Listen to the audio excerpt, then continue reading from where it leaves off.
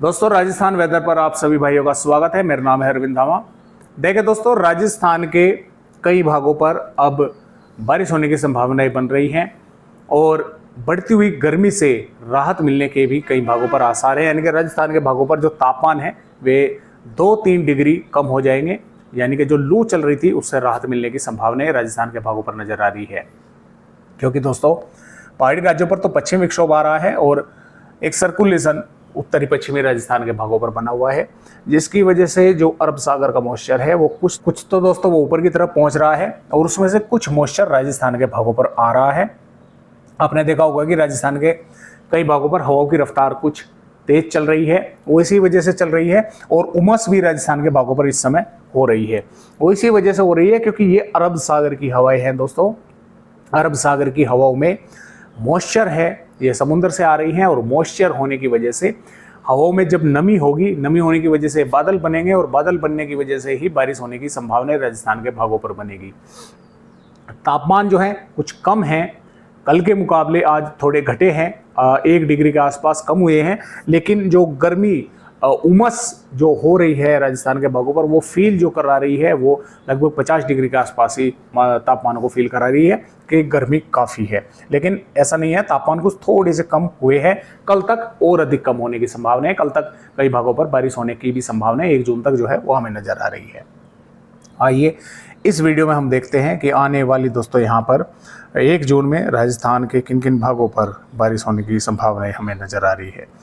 तो जैसा कि आप यहाँ पर देख पा रहे हैं, 1 जून की वेदर रिपोर्ट है और 1 जून में दोस्तों राजस्थान के श्रीगंगानगर, हनुमानगढ़, चूरू, झुंझुनू, अलवर, भरतपुर, धौलपुर, करौली, नागौर और बीकानेर, जोधपुर के आसपास के भागों पर बादल रहेंगे। कुछ भागों पर हल्की बारिश होगी, कहीं पर मेघ गर्जना के साथ तेज बारिश का झोंका भी देखने को मिल सकता है। कुछ इलाकों पर हवाओं की रफ्तार भी काफ़ी तेज देखने को मिल सकती है, तेज चल सकती है।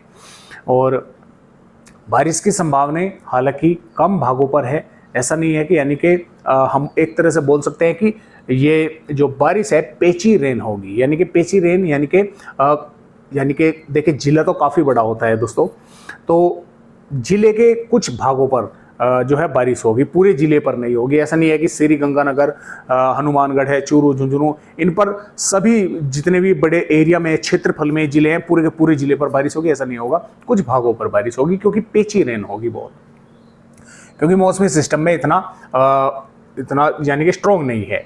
दूसरा कि ये हवाएं आ रही हैं अरब सागर से आकर इनको जहाँ भी ये आकर नमी बढ़ा रही हैं और जहाँ भी ये बादल अधिक बन जाते हैं मॉइस्चर अधिक होने के कारण, वहाँ पर ही ये बारिश कर देती हैं। ऐसा भी नहीं है कि अलग अलग एरिया पर यानी कि ये बारिश कर आगे की तरफ बढ़ती रहेंगी। और जो बारिश भी होती है वो बहुत थोड़े से एरिया में होती है और वो वहीं पर ही बादल वे बरस कर जो है समाप्त हो जाते हैं। फिर ऐसा नहीं है कि वे बादल यहाँ से बारिश करते हुए आगे की तरफ बढ़े और पूरे के पूरे राजस्थान पर बारिश कर आगे निकल गए। ये बहुत ही थोड़े मात्रा में बादल बनते हैं और वे वहीं पर बारिश कर और समाप्त हो जाते हैं।